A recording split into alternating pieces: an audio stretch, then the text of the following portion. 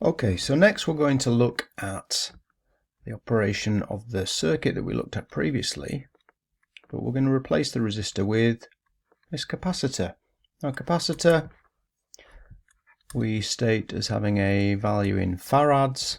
If we just say that's IC, so we've got a circuit here, we've got a voltage and we're applying it to a capacitor. Now, unlike a resistor, which has a linear relationship between the voltage and the current, this capacitor doesn't have a linear relationship. This relationship between the current and the voltage is somewhat exponential. Now, if we write out some small equations, we call this VC, so this is the voltage across the capacitor.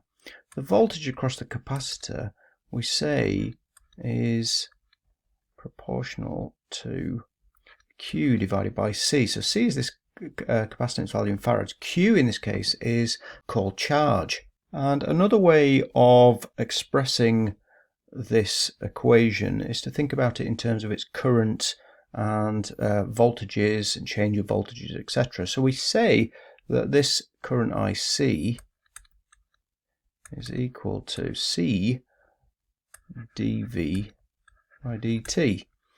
How we get to this, if you consider that the Q is amps per second, so we have a di by dt. If you then separate out the terms and you integrate both sides, then you arrive at this current equation here. Now, from this current equation, we can see that if there is no change in voltage, then we will get no current. But if we get a large change in voltage, if we immediately switch this voltage on, then we'll get a large value of current. Now, so what happens with this capacitor is initially we get a voltage that is equal to nothing. As charge builds up in this capacitor, we get the voltage VC rising towards the maximum value of V. So what we see is, if we looked at time and VC, well, what we'd see is the voltage, if we assume this capacitor doesn't have any charge, so it's had no voltage applied to it, results in the no charge being present, then we start at 0 and we see this exponential rise with respect to t. The rate in which this rises up, we can state as having this time constant, which we call tau. Now, this rate of change is derived by R times C, C being the capacitance in farads, R being the internal series resistance, if you like, of this capacitor. If we placed an R in series here, the R in series is likely to be much larger. So consider, if it's just a capacitor on its own, this internal resistance is usually very, very small. So if we apply a voltage to just a capacitor, we get the really quick, really fast rise time. Now, 1 tau, so 1 times this tau, we would approximately reach 63.2% of this voltage going in. Now, this tau, this rate of charge, is also relevant when we discharge a capacitor.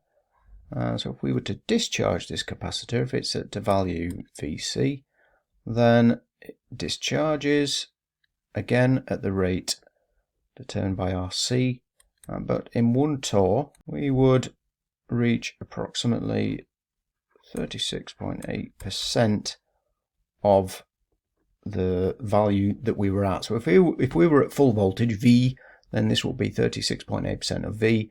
Otherwise, it's just based upon the full time that we're currently at with VC.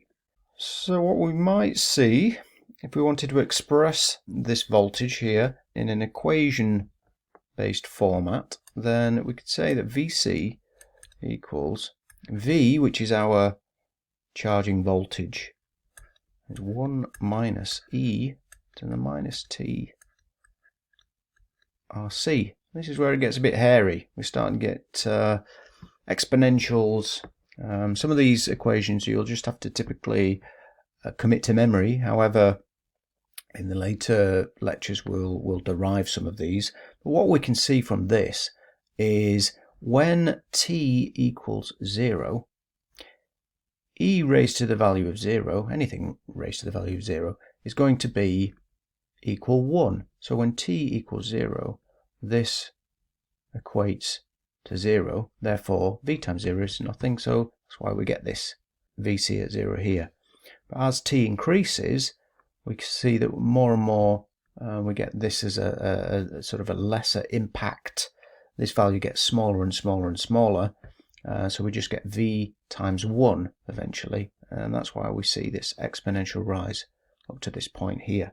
Now if we consider the discharge, we say Vc, any guesses? Basically the initial voltage, so we'll call it Vc initial. So the initial voltage that we're at multiplied by this minus t over IC. So we see this RC comes in, the time constant, so we can change the rate, the discharge rate or the charge rate of the capacitor.